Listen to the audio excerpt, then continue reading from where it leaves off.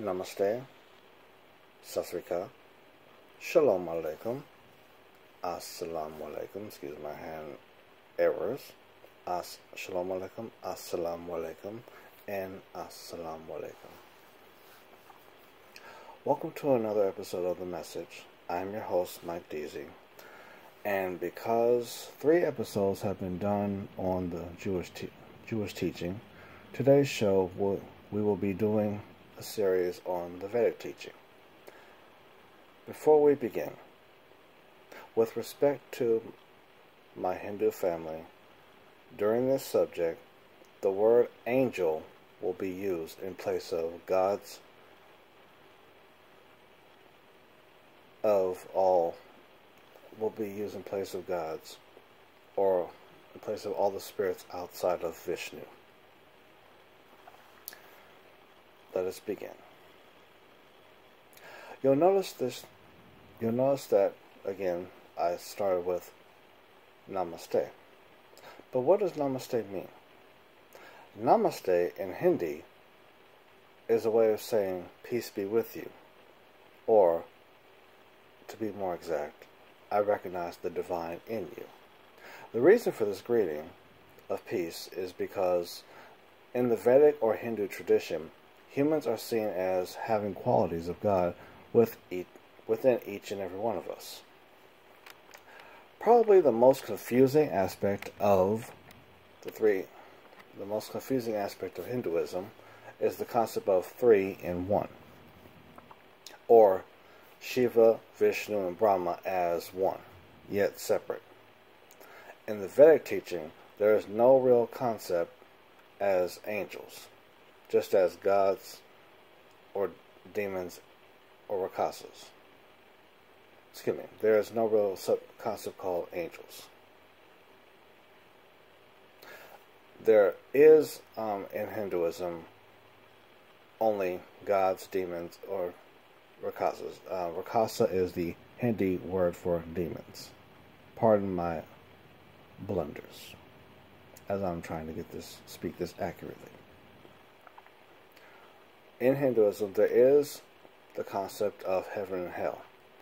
But again, there is no real concept as angels. The reason is, the Hindi word for angel is Devi. But Devi, loosely put in English, simply means a nice spirit or person. No spirit in the Hindu tradition is, they don't like to see any spirit as just nice. In the Hindu or Vedic tradition, all spirits are seen as mighty. No spirit deserves to be seen in such a belittling way as Devi, and unfortunately, Devi is just seen as not that great. That's why the term God or gods is used over Devi. For those of you familiar with the Torah or Christian Old Testament, the best way to understand the Vedic teaching is if you read the words of the Vedas with Torah or Old Testament in mind.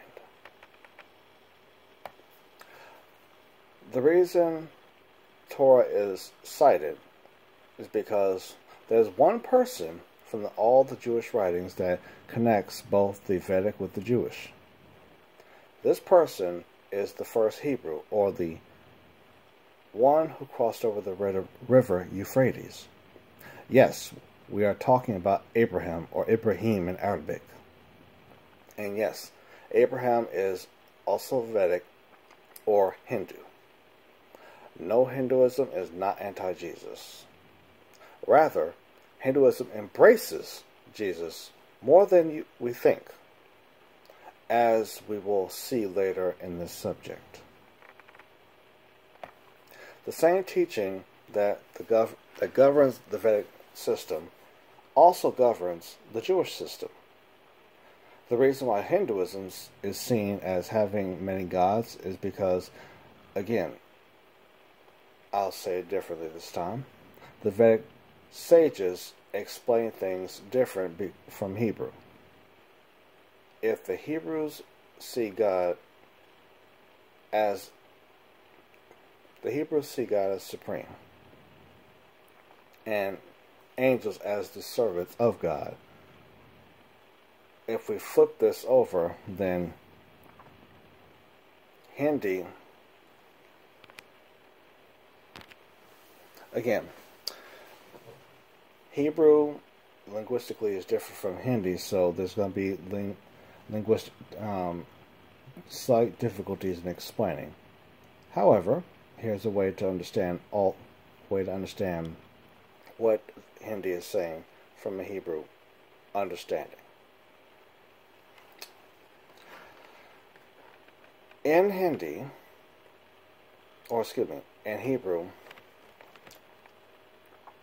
Vishnu in Hindi comes to God in Hebrew. Shiva in Hindi comes to Michael in Hebrew. And Brahma in Hindi comes to Gabriel in Hebrew.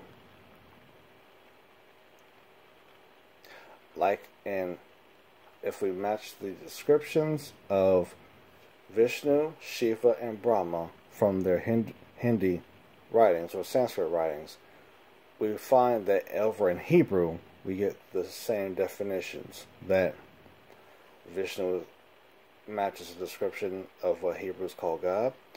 Shiva matches the description in Hebrew of Michael mentioned in one of the books of the Tanakh or Old Testament, as well as the one spoken of in what's called the New Testament as the one with bronze skin and hair of lamb's wool.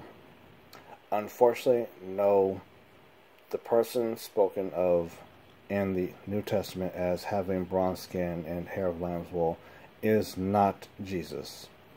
Jesus is definitely not spoken of as that individual. The person or spirit identified in Revelation, the last book of the Christian Bible, that is Michael, the head of God's army. So we can see that both the Vedic and the Hebrew are one and the same by description. This is why earlier I said that Abraham is both Vedic as well as Hebrew, and that the two are tied together. Going further, Vishnu in the Vedic tradition is described as a formless entity or a formless spirit. Vishnu is the maintainer. Shiva is a warrior, and Brahma is the giver of knowledge. So, as we can see, that Vishnu is seen as the supreme, and Vishnu would be God in Hebrew. It is not that the Hindu family does not know how to explain their faith so much as there's again a language clash. Many Vedic teachers have a difficulty again explaining what's in Sanskrit and translating it into English for those who speak English. Because of the language barrier is why we have the problem with understanding what's being said, what the Hindu is truly trying to say. We also have to consider that many swamis or teachers have never looked at Hinduism in the form of a company. We all know that in a company, you have a chief executive officer or a CEO, a chief financial officer or a CFO, and a chief operations officer or a COO. You cannot have 3 chief executive officers. You can only have one. We all know this to be true. But again, Hinduism has never really been looked at from a business view. This is part of why Hinduism is not well explained or understood. Like Judaism, Christianity, and Islam, Hinduism does have a heaven and hell, as I said earlier. However, their heaven and hell is set up different. Indra is the angel in charge of heaven, whereas in the Hebrew tradition, so to speak, Gabriel is said to be the one in charge of heaven. When I get better understanding of that, I will present it to you. Also, in the Hindu tradition, angels and demons, coexist in heaven as well as on earth. Even the angel Brahma has rakshasas, or demons, servants. Like the three common known religions, Hinduism has prayer and sins.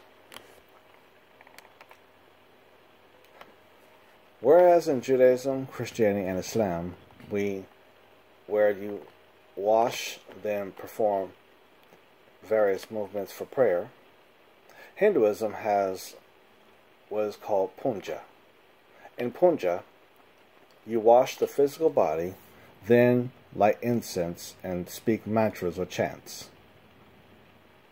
Pouring of milk over statues, as some of you may be familiar with, is truly an innovation, because the only statue in Hinduism is the Shiva Linga, which is a black structure, a black vase-like structure with a long stem going out, and a large black oval or stick-like structure coming out of it, which is a phallus. So it would be, if we were to face it as my face is facing the camera, it would be you would be looking at a shape that is equal to the opening of a woman's private parts below, and a phallus entering. Ultimately, it's, in an ancient sense, it is to be looked at as a symbol of life.